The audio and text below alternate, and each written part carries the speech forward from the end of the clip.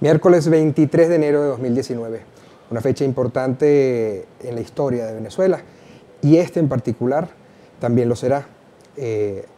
Oficialismo y oposición toman las calles del país para medir fuerzas en uno de los momentos más críticos de la historia contemporánea de Venezuela. Está con nosotros hoy uno de los protagonistas, el diputado Edgar Zambrano, primer vicepresidente de la Asamblea Nacional. Bienvenido, diputado. Gracias por la invitación, Real, a tu orden. Diputado, lo primero que tenemos que aclarar es, o que me gustaría que usted nos aclarara, ¿es el primer vicepresidente de la Asamblea Nacional? Porque el Tribunal Supremo de Justicia no reconoce la directiva de la Asamblea. Bueno, esta es una situación reiterada por parte de esa extensión del Poder Ejecutivo, cabeza Nicolás Maduro, sobre el abuso de poder y la interferencia en la autonomía e independencia de esos poderes. Nosotros fuimos electos en el año 2015 para un periodo de 5 años. Durante el año 2016, mediados de 2016, el gobierno, en una sentencia rebuscada, sin ningún criterio jurídico, estableció una figura inexistente llamada desacato para pretender inhibir la organicidad del Parlamento, el proceso de formación de las leyes y el control político, público, que es parte de los dos mandatos que tiene el Parlamento Nacional. Se había convertido la Asamblea en la caja de resonancia de la política venezolana. Los diputados desplazados en cada una de sus circunscripciones electorales mantenían un activismo de manera permanente que el gobierno pretendió inhibir, aislar, desarticular con esa sentencia, que no le funcionó en el año 2016, tampoco le funcionó en el 17 ni en el 18. En este caso hablan y en el año 19 estamos frente a una particularidad totalmente distinta a lo de los años anteriores. Cada año tiene su tiempo y su contexto. Y este momento político que está viviendo Venezuela, estelar para la oposición, derivado, entre otras cosas, de la articulación que ha logrado darle el Parlamento Nacional al reclamo social, que es de carácter constitucional, y que sin duda ha retomado la confianza de los venezolanos, de los electores, frente a un poder que fue legítimamente electo a través de la manifestación de voluntad popular. Así las cosas, el gobierno está en una situación totalmente distinta a aquellos tiempos. Igualmente, el deterioro del modelo político, el fracaso de ese modelo político, la deficiencia dramática de las políticas públicas, pues configuran un escenario de conflictividad social que también tenemos la obligación de articular para evitar un baño de sangre en Venezuela, una confrontación pueblo contra pueblo, para evitar una guerra civil. Y esa es, pues, parte de una de las responsabilidades del grupo de elementos que se han de alguna manera configurado para que el Parlamento asuma la cara de la vocería del ciudadano, y en consecuencia es lo que ha sucedido. Pretende el gobierno entonces ahora, reeditando estas sentencias inocuas desde todo punto de vista, silenciar nuevamente el Parlamento, y no lo ha conseguido y no lo va a conseguir. El fracaso del modelo político tiene a la gente en la calle, en una situación sumamente gravosa. El pueblo se cansó de la oferta engañosa, y hoy, que es una fecha histórica de mucho sentido de pertenencia para la colectividad y para la democracia, no solamente nuestra, sino la propia democracia del continente, pues tiene un significado de altísima importancia que nosotros debemos valorar en su exacta dimensión. Que sea hoy, precisamente 23 de enero, donde el pueblo venezolano, la nación, la geografía nacional se ha convertido en un gigantesco cabildo nacional que será referencia para el mundo y para el continente. Y de eso vamos a hablar ahora. Pero Edgar Zambrano, como individuo, retomando un poco lo del TCJ, que amenaza con sanciones personales a quienes no acaten, ¿teme por lo que pueda pasar No, cumplido este periodo. en lo absoluto, cuando asumimos el trabajo político, que es un trabajo de las 24 horas del día, tenemos que igualmente traer en las alforjas el costo de los éxitos y de las cosas que tampoco salgan bien. Y ese costo político nos obliga a tener certeza, entereza, constancia, tenacidad frente a las amenazas del gobierno. El gobierno va a pretender por cualquier vía sembrar el miedo, el terrorismo psicológico a través de los medios del Estado. El gobierno, como sea, pretende mantenerse en el poder, pero el ciudadano, en una actitud cívica, activando sus garantías constitucionales, sus derechos políticos que son constitucionales, hacen ese reclamo social, acuden al llamado del Parlamento Nacional, creen en la articulación que le da el Parlamento Nacional a su reclamo y tienen en el Parlamento la esperanza para que este desideratum que se ha venido trabajando durante mucho tiempo se realice en esos términos pacíficos y constitucionales. Por supuesto que en la amenaza que está implícita en la demanda, en la decisión del Tribunal Supremo de Justicia, pues habla de las responsabilidades particulares. Sin duda alguna que eso va direccionado hacia los parlamentarios de la directiva y a los parlamentarios del cuerpo, pero no se puede tener miedo cuando el pueblo no tiene miedo.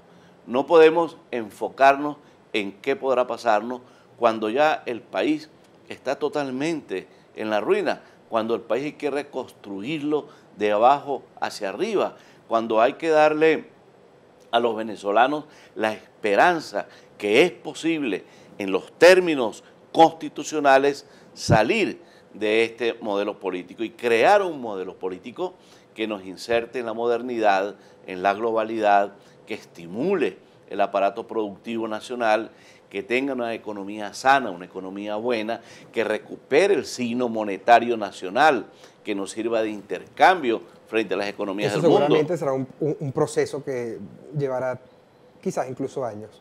23 de enero, ¿cuál es la importancia de medir? Nos queda un minutico antes de ir a la pausa. ¿Cuál es la importancia de medir la calle hoy?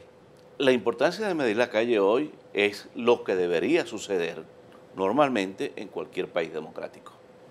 Quienes adversan al gobierno protesten, muestren su músculo, su organicidad, su voluntad política y democrática.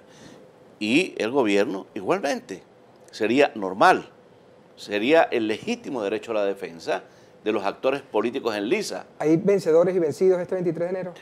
No se trata de vencer, no se trata de rendirse, se trata de entender que la política es réplica y contrarréplica, que la democracia es la diatriba, es la confrontación de las ideas y de los modelos, y que el gobierno definitivamente entienda con la gente en la calle que está observándose, está manifestando en términos pacíficos el rechazo al fracaso de ese modelo que eliminó, fulminó las condiciones de vida de los venezolanos. ¿Cuál es la hoja de ruta? ¿Qué pasa el 24?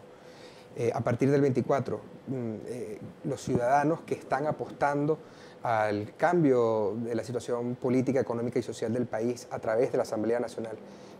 La hoja de ruta está establecida por la voluntad de un pueblo para el cambio.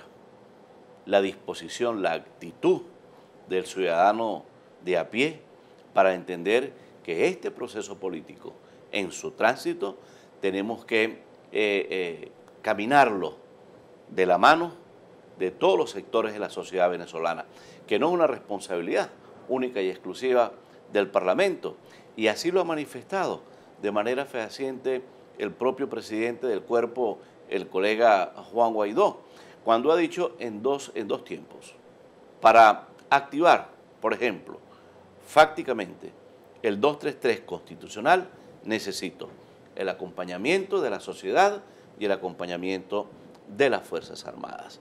Y desde ese punto de vista, nosotros tenemos 4 o 5 puntos a desarrollar que nos permitan darle cauce a ese desideratum político que espera la sociedad venezolana.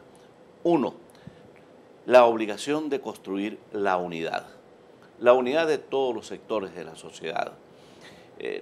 Si somos mayoría, ¿por qué no demostramos esa mayoría con criterio de éxito?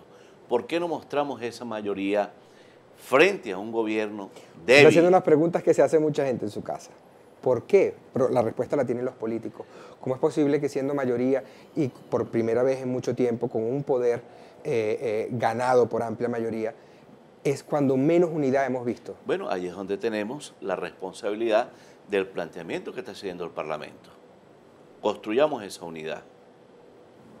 Fijemos los tiempos para direccionar toda la energía de la oposición a desalojar el modelo político, a conquistar Miraflores. ¿Cómo? Abandonando los personalismos, abandonando las apetencias y entendiendo que el momento político es para salir del modelo político y no para construir otro tipo de circunstancias particulares. Y allí está implícito, luego de salido del modelo político, tienen los actores que aspiran a dirigir el país diferentes mecanismos para resolver cómo optar a ser los abanderados de la oposición o el abanderado o la abanderada de la oposición, pero hay que construir la unidad. Luego hay que darle la articulación al reclamo social. Hemos tenido en los últimos 6 años cerca de 35.000 reclamos sociales, que es la protesta de la calle, y eso no ha tenido ninguna direccionalidad. Cuando los partidos, la sociedad en general, ha debido articular este reclamo y hacerlo fuerte, hacerlo una base estructural para mostrar las debilidades del gobierno. Entonces allí tenemos un segundo elemento fundamental. Y el tercer elemento es que tenemos la obligación de crear las condiciones para que en Venezuela no existan presos políticos. Una sociedad con presos políticos, algo anda mal, algo está pasando. Y en Venezuela tenemos cerca de más de 400 presos políticos, entre ellos 158 militares. Y dentro de los militares, hombres y mujeres de alta graduación. Entonces, cuando estas señales se presentan en una sociedad, las cosas no están bien. Y si las cosas no están bien, hay que darle causalidad a la política buena, abandonando la política mala. Porque la política mala no nos ha dado ningún resultado hasta ahora. Hemos perdido muchísimas oportunidades y no podemos perder esta nueva oportunidad, este nuevo impulso que tiene la sociedad venezolana confiando en su parlamento para direccionar una salida del modelo político. Usted hablaba de los militares, de los presos políticos, entre ellos los militares. Este proceso, esta transición en la que viene trabajando la oposición desde la Asamblea Nacional, no podría generar, en este clima político que tenemos hoy, terceros actores que estén pescando en río revuelto. Le explico un poco mejor. Tenemos hoy por hoy 2 tribunales supremos de justicia, 2 fiscales, uno en exilio y otro aquí. Tenemos ahora 2 embajadores ante la OEA y también, según algunos, tenemos 2 presidentes. En esta confusión hay un grupo de militares que envió un mensaje desde la frontera que dice que viene en camino hacia Caracas. Sucedió los hechos recientes de Cotiza, que tiene que ver también con militares. 2 preguntas. Una, ¿tiene alguna información de los 40 militares que se entregaron? 2, ¿no se está abriendo una puerta a terceros actores no necesariamente democráticos que en esta disyuntiva entre gobierno y oposición puedan estar...? No, en lo absoluto. La familia militar es la familia venezolana. Nuestros militares son los vecinos, son los compañeros de las aulas, son los novios, son las novias, son los padres, son los tíos, son los abuelos, es la familia, es el país. Y sufren, viven en carne propia las carencias de los civiles. No es que la familia del militar, del sargento, del hombre que sale de la academia, tiene las medicinas, tiene los alimentos. No, esas carencias también invaden la familia del mundo militar. Entonces, ese militar que no es ajeno a esa realidad, a esa deficiencia de las políticas públicas del gobierno, también tiene la ocasión de valorar, de tener un diagnóstico, de analizar, porque esos hombres y esas mujeres se fueron a la carrera de las armas buscando movilidad social, crecimiento, desarrollo. Les gustó, les llamó la atención la carrera, los impulsó a esa decisión, y eso hay que valorarlo, porque el militar venezolano tiene en la Constitución claramente definidas cuáles son sus articulaciones frente al hecho político, frente al hecho social y frente al propio tema constitucional. Y esos hombres que son de carne y hueso tienen y sufren lo que vive nuestro pueblo, de manera que no se trata de invitar al soldado, al mayor, al coronel, al general, a un alzamiento militar, a un golpe de Estado. No, porque de esos lodos es que estamos viviendo las consecuencias del drama que vive el país hoy. Recordemos que esa fue una epidemia que se desató en la década de los 50, los 60 y los 70, desde México hacia los últimos países del sur. Y Venezuela no escapó, ya habíamos vivido los tiempos de Gómez, pero luego en la década del 50 los tiempos de Pérez Jiménez. Y luego llega esta oferta engañosa que los venezolanos compraron, producto de esa antipolítica que preñó al país en la década de los 90, cuando factores económicos y la plutocracia nacional, que siempre han querido dirigir la nación, estimularon dos azonadas militares, pretendiendo que iban a tener el presidente con el que siempre soñaron, y se equivocaron, porque el señor Chávez llegó al poder y les hizo la señal de costumbre. ¿Y qué nos ha demostrado? Que no sirven para la administración de la cosa pública todos aquellos que hoy han acompañado al chavismo como adherentes, como partidarios o en funciones, en cualquier responsabilidad de la administración pública, son bienvenidos, porque también ellos sufren las mismas calamidades que sufrimos todos en el país, ante las carencias, ante la deficiencia del aparato productivo nacional.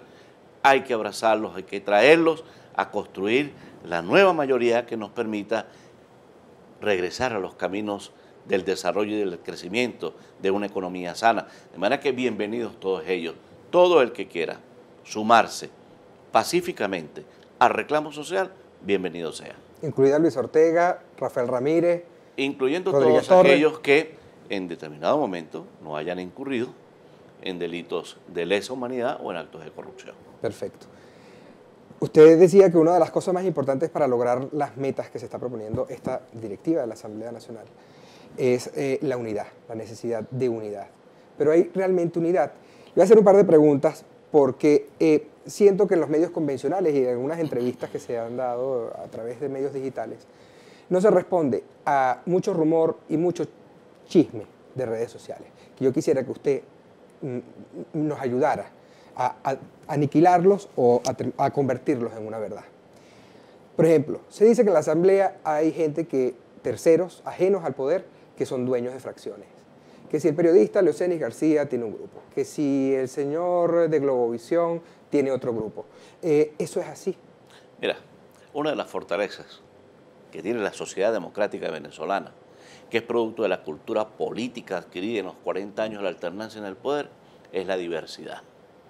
Allí hay diputados y diputadas que conforman esa policromía política y tienen la libertad de mostrar su disenso sobre propuestas que se realicen en el Parlamento, pero también tienen la libertad de apoyar lo que se presente en el Parlamento. Y han sido electos y son tan legítimos como nosotros, son parlamentarios y están allí ejerciendo su trabajo. Hay sectores de la oposición que aspiraban que el día 10 de enero Guaidó se pusiera una banda presidencial y empezara a tomar órdenes. De hecho, hubo algún tipo de respuesta a María Corina Machado. Bueno, así como muchos esperaron que no se cumpliera el pacto de caballeros que firmamos y honramos desde el año 2015, cuando el diputado Henry Ramos fue electo en una votación secreta como el primer presidente del cuerpo. Luego de allí se firmó un acuerdo entre los partidos políticos para la burocracia y para la administración de ese poder legislativo que hasta ahora se le ha dado cumplimiento. Todas esas campañas que están direccionadas a dividir la oposición, a atomizar la oposición, tienen un destino y tienen unos intereses. ¿A quién le conviene, a quién le interesa una oposición atomizada, dividida? ¿Quién financia eso? A nosotros no nos conviene esa oposición. Nosotros hemos hecho esfuerzos, y cuando digo nosotros, hablo de mi Partido de Acción Democrática, esfuerzos gigantescos para construir esa unidad, incluso cediendo posiciones que le corresponden a nuestra propia organización política para que esa unidad se haga realidad. De manera que en eso seguimos cabalgando, sobre la unidad y hacer de esa unidad de propósito el criterio de éxito de la propuesta. Le invito a hacer un ejemplo práctico. Usted como diputado de Acción Democrática y primer vicepresidente de la Asamblea Nacional, ¿su compromiso es con el partido o con la directiva de la Asamblea? Mi compromiso es con Venezuela y lo juré al momento en que el presidente Guaidó me tomó el juramento. Juré por Venezuela y la democracia. Juré por el regreso de la diáspora a mi país, de esos hombres y mujeres que no están porque el gobierno es incapaz de ofrecerles condiciones de vida dignas. Juré por la liberación de los presos políticos, civiles y militares. Juré por no olvidar y por hacer justicia de aquellos muchachos y muchachas que se quedaron en el camino reclamando democracia, justicia y libertad. Juré por mi familia y juré por mis nietas, que es la familia de Venezuela. En un caso hipotético, elecciones presidenciales en el 2020. ¿Acción Democrática tiene candidato? Siempre hemos tenido candidatos. Nuestro compañero secretario general, Henry Ramos. Pero para eso habrá su tiempo. Para eso habrá su tiempo. Y no estamos hablando del 2020. Nosotros estamos impulsando unas elecciones este 2019, que es el camino correcto para desactivar la crisis política que vive el país. Si el gobierno dice tener la mayoría, hágala eficiente frente a las urnas electorales con un árbitro que sea árbitro y no parte. Si nosotros decimos que somos mayoría, pues mostremos ese músculo y hagamos la mayoría la fuerza del pueblo y la fuerza de la democracia que reclama la igualdad, la equidad.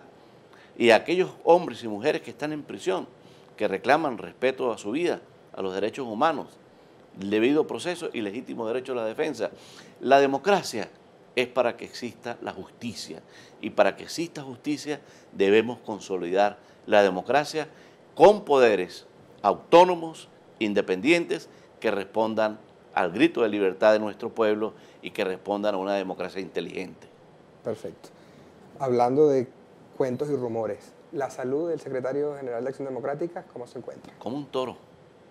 Henry está en perfecto estado, disfrutando de la vida parlamentaria, terminando un nuevo libro que tiene ya cierto tiempo diseñándolo, construyéndolo. Henry es un hombre de la política. Nació para la política, vive para la política y continuará viviendo para la política. Y así lo ha hecho saber a todos. Y gracias a Dios, ese percance lo llenó de más fuerza, de más vida y de más esperanza para continuar contribuyendo con su trabajo político y con su capacidad política en la reconstrucción de la democracia. Me indica que me quedan un minuto. De antemano voy a excederme, voy a tomarme un minuto más, porque me quedan dos preguntas muy importantes que creo que hay que responderlas. Quiero cerrar el programa con un mensaje de usted hacia la sociedad venezolana, un día como hoy, 23 de enero. Pero me quedan dos preguntas pendientes. Le leo la siguiente cita, diputado.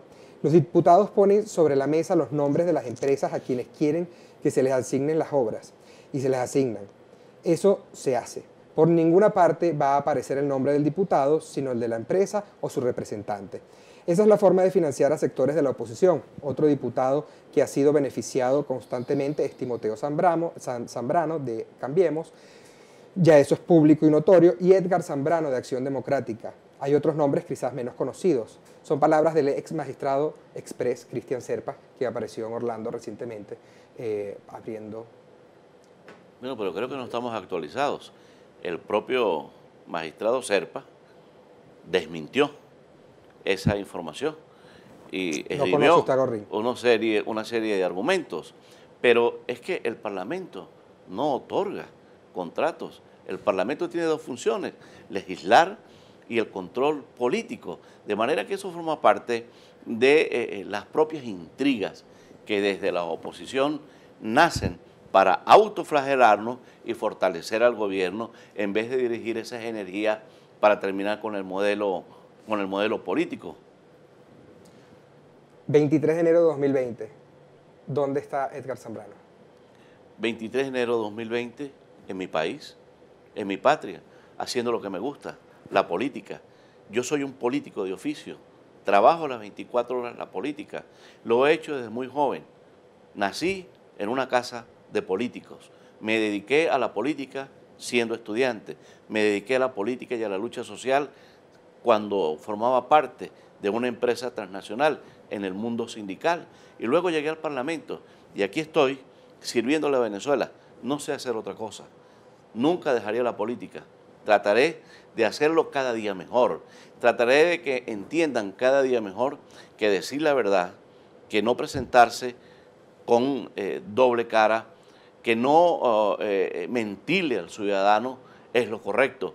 Y yo he sido de alguna manera direccionado en esos laboratorios porque he defendido la fuerza de la palabra, he defendido el diálogo, porque el diálogo es el mecanismo que toda sociedad inteligente del mundo activa para eliminar las crisis políticas, para construir escenarios, para acuerdos. No lo llamen diálogo, llámenlo acercamiento, llámenlo acuerdo. Ahora están diciendo, de acuerdo a una propuesta de los cancilleres de la Unión Europea, grupos de contacto, pero siempre he creído en la fuerza de la palabra. Toda la historia, en la hilación, en el tiempo que la quieras ubicar, siempre ha sido a través de la fuerza de la palabra que se desactiva la conflictividad política. Eso me ha costado mucho, pero frente a las balas, la palabra. Frente a la muerte, la palabra. Frente al abuso de poder, la palabra. Frente a la violencia, la palabra. La inteligencia política, la política buena, y de ahí no me va a sacar nadie, gústele a uno o no les guste. Yo no trabajo para el que le guste, yo trabajo para el país y para que ese país valore en su exacta dimensión las cosas que hago y a quién le sirvo. Le sirvo a Venezuela y es lo que he hecho toda la vida. Diputado, arranca el 23 de enero, 10 segunditos, esa es su cámara. ¿Qué le dice al pueblo venezolano? Invitarlos a acompañarnos en este acto pacífico y democrático. Es la activación de sus garantías constitucionales y sus derechos políticos. Vamos a encontrarnos en la calle de la mano del pueblo para reconstruir el país, para rescatar la democracia, su institucionalidad y darle a sus hijos y a los míos, a sus nietos y a los míos el país que se merece. Gracias, diputado, por asistir a esta entrevista. Muchísimas gracias a ustedes. Por disfrutar de este espacio. Nos vemos en otra ocasión.